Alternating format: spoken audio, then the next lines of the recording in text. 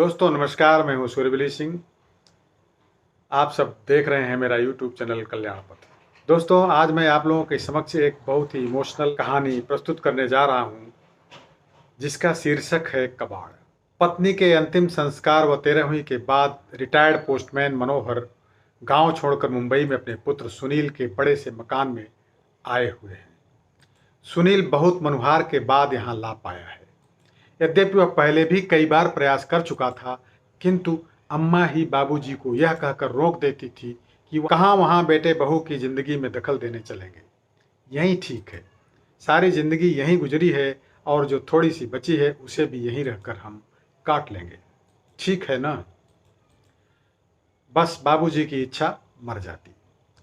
पर इस बार कोई साक्षात अवरोध नहीं था और पत्नी की स्मृतियों में बेटे के स्नेह से अधिक ताकत नहीं थी, इसलिए मनोहर बंबई आ ही गए। सुनील एक बड़ी कंस्ट्रक्शन कंपनी में इंजीनियर है। उसने आलीशान घर व गाड़ी ले रखी है। घर में घुसते ही मनोहर ठिठक कर रुक गए। गुदगुदी मैट पर पैर रखे ही नहीं जा रहे हैं उनके। दरवाजे पर उन्हें रुका देखकर सुनील बोला, आइए बाबूजी, अंदर आइए। बेटा, मेरे गंदे पैरों से यह कालीन गंदी तो नहीं हो जाएगी? बाबूजी, आप उसकी चिंता न करें, आइए यहाँ सोफे पर बैठ जाइए।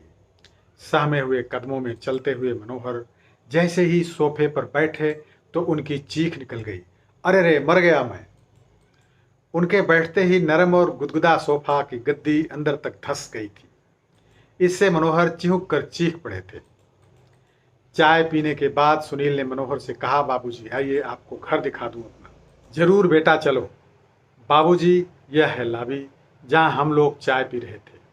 यहाँ पर कोई भी अतिथि आता है तो चाय नाश्ता और गपशप होती है। यह डाइनिंग हॉल है, यहाँ पर हम लोग खाना खाते हैं।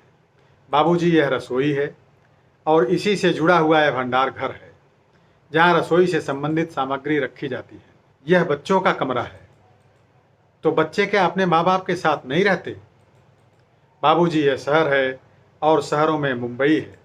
यहाँ बच्चे को जन्म से ही अकेले सोने की आदत डालनी पड़ती है। माँ तो बस समय समय पर उसे दूध पिला देती है और उसके शेष कार्य आया कर। थोड़ा ठहर कर सुनील ने आगे कहा, बाबूजी, यह आपकी बहू और मेरे सोने का कमरा है और इस कोने में यह गेस्ट रूम है। कोई अतिथि आ जाए तो यहीं ठहरता है। यह छोटा सा कमरा पालतू जानवरों के लिए है। कभी कोई कुत्ता आदि पाला गया तो उसके लिए व्यवस्था कर रखी है।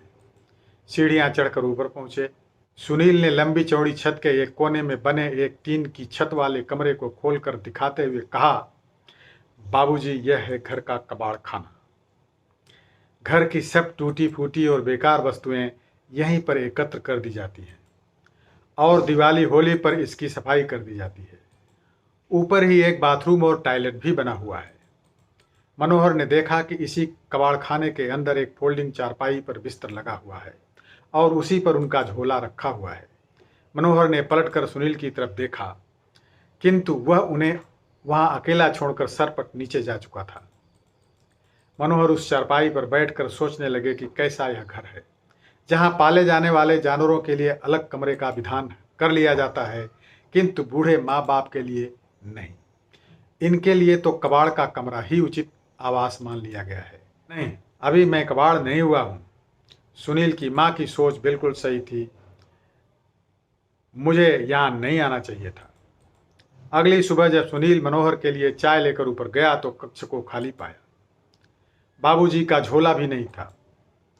उन्हें टॉयलेट व बाथरूम में देख लिया, किंतु बाबूजी वहां नहीं थे। वह झट से उतरकर नीचे आया तो पाया कि मेन गेट खुला हुआ है। उधर मनोहर टिकट लेकर गांव वापसी के लिए सवेरे वाली गाड़ी में बैठ चुके थे। उन्होंने कुर्ते की जेब में हाथ डालकर देखा कि उनके अपने घर की चाबी मौजूद थी। उन्होंने उसे कसकर मुट्ठी में पकड़ लिया। चलती हुई गाड़ी में उनके चेहरे को छू रही हवा उनके इस निर्णय को और मजबूत बना रही थी और घर पहुंचकर चैन की सांस ली। तो दोस्तों, जीवन में अपने बुजुर्ग माता पिता का उसी प्रकार ध्यान रखें जिस प्रकार माता पिता ने बचपन में आपका ध्यान रखा था, क्योंकि एक उम्र के बाद बचपन फिर से लौट आता है। इसलिए उस पड़ाव पर व्यस्त जिंदगी में से थोड़ा समय निकालकर उन्हें भी दीजिए अच्छा लगेगा। दोस्तों, कहानी कैसी लगी कमेंट्स में अवश्य लिखिएगा और अपने यारों मित्रों दोस्तों को शेयर भी कीजिएगा। ध्यान से वीडियो को देखने के लिए बहुत बहुत धन्यवाद।